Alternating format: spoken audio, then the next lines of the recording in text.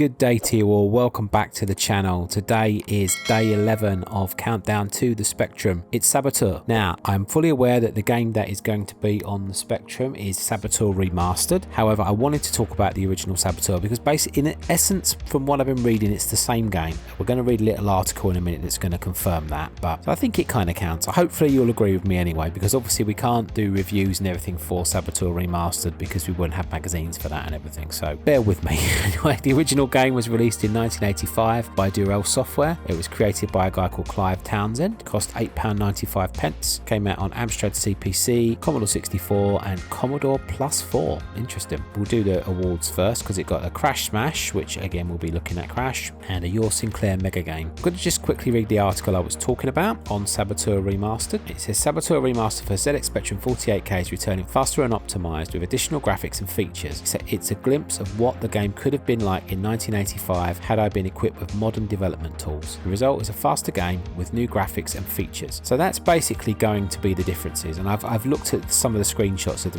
remastered version. I haven't actually played it myself, but it looks the same game, to be honest with you. Just it looks very nice. Oh, not that the original didn't, to be fair, but this looks like it definitely had a makeover for sure. And the quote from Clive Townsend on here says, "This is the Saboteur would have made if I had better development systems in the 1980s. Code has been optimized, making it faster in places, but more importantly, I've organized the code and graphics more neatly. This has freed up some memory for extra graphics and features. I hope you like." So I think this still applies. I mean, there might be a few of you out there that don't think it does, but I think so. We're going to talk about the basics of the game Saboteur anyway. Hopefully you'll agree with me that it fits. The themes for this game's martial arts and ninja, which I think definitely applies. I might see if I can find some gameplay from the remastered version on YouTube somewhere, because I don't actually have access to it, but if I do, I'll link in the description like some credits and stuff for whose video I use. But more than likely I won't be able to find that. I wouldn't have thought. I don't think that there's any footage as far as I can tell from first glance. If not, we'll be using footage from the original Saboteur, and just know that you'll be getting a slightly faster and slightly more optimized graphical version of this game, but basically the same game. As ever, it's time to switch across to the review, so we'll have a look here. Nice double page review. There was a bit of problem lining this one up in the middle, as you can see. It went a bit higgledy-piggledy there, but done.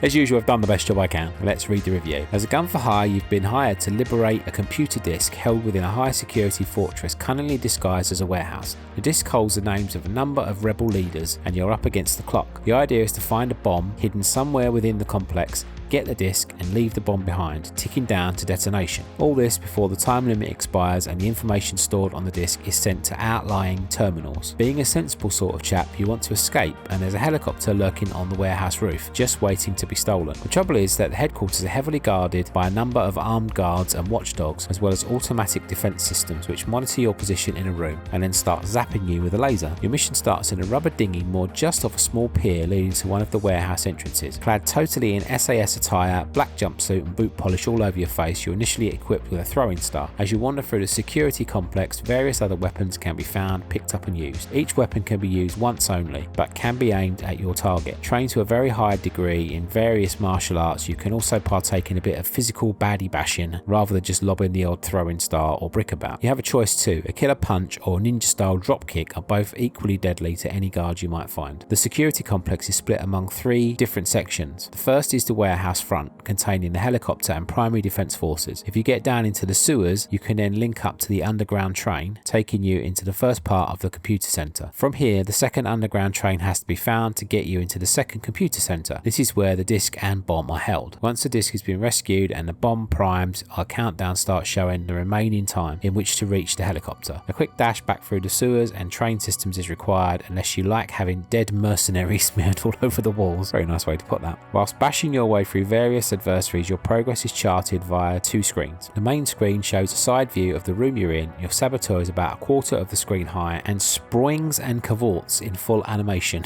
I don't know if that's supposed to be springs or whether they're just saying sproings just as a bit of a funny one, but as well as running, fighting, he can also perform a nifty tuck jump for bouncing over chasms and gaps. Using the ladders, platforms or steps provided, your hero travels around a complex of colour-coded levels. The bottom quarter of the screen is used to display your status. Only one object can be held at a time. The objects you are holding appearing in a window on the left hand corner of the status area, while objects close by and available for collection are shown in the window to the right side of the screen. Pressing fire uses the object within your grasp, or if another object is within reach, it will be transferred into your possession. An energy bar along the bottom of the screen shows how your energy level is faring. Your life force is sapped by contact with fighting guards who fire rubber bullets, guard dogs which bite, and the laser defense system, which is generally bad for your health. Standing about doing nothing for a while, however, allows ebbing energy force to return. The game isn't played for points. What self-respecting mercenary works for points? Money is the name of the game, and a payment meter clocks up a few $100s each time you do for a guard. The big money is only picked up for collecting the disc in the time limit, planting a bomb and escaping. Programmer's obviously a dog lover though. There's no money for killing dogs, so why bother?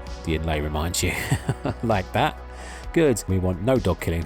Right, before we read the criticisms, as ever, we'll go straight to the comments at the end, and we won't read them all because there's too many. Keyboard play is extremely responsive, adds to the excitement. Use of colour mostly monochromatic but still effective. Graphics, lovely animation, though backgrounds could do with some more detail. Sound, pretty neat, 2-channel tune once loaded, and effective white noise during the game. Skill levels 9, screens 118, general rating, very imaginative, deserves star status. Use of computer 84%, graphics 92%, playability 92%, getting started 91%, addictive qualities 94%, value for money 92%, and overall 93%. So what did I have to say in criticism? Though bearing some kind of initial resemblance to Impossible Mission, Saboteur holds a lot more upon further inspection. The game is absolutely great. It's like playing a part in a James Bond movie. Maybe this is sort of game that should have been used by Domart. Level 1 is quite easily solved given a bit of time and thought, but there are 9 different levels, each subtly harder than the last. The animation of the man is great, and he's very responsive indeed. Overall, this deserves to be a hit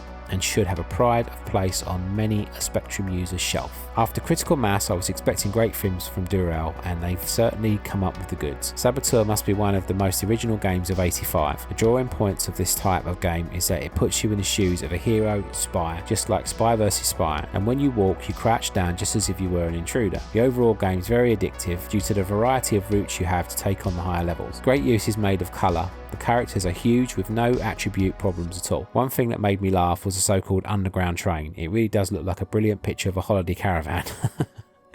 I hope Durrell gets a crash smash for this because it certainly deserves it. And the last one says, Durrell really pulled their act together this year. After a couple of years of mundane releases, they're now producing classics like Saboteur. The game concept is fairly original, and as such the game's quite fun to play, but what really put Saboteur up there in my esteem was its sheer playability. Graphically, the main sprite is a bit similar to the one in Impossible Mission, but his range of movement is far greater. Overall, the best release yet from Durrell, and one of the better releases for the Spectrum this year. Overall, I remember liking this game a lot, which is why I wanted to talk about it. Again, it was one of those games, I think, from when I got my hands on it and how old I was, which was like just turned 12 at the time. I don't believe I ever finished it. It was one of them games that wouldn't have been one I would have been not capable of finishing. I suppose, well, maybe yeah, capable of finishing, because when you're a kid, you're not really into like sticking the long course for a game like this, are you? Just into running around killing bad guys and having a bit of fun. So yeah, I don't believe I ever finished it, but I may be wrong. My memories fade in fast these days, you know, once you hit the age of 50, as I'm sure a lot of you guys know who are specky heads, considering, you know, that's about the age of the average specky head now, isn't it? Not a game I can remember finishing, but certainly a game that I wouldn't mind giving it a go, and that's another one of the beauties about the Spectrum, isn't it? We're going to have plenty of games like this that we're not 100% sure if we ever finished, or maybe we are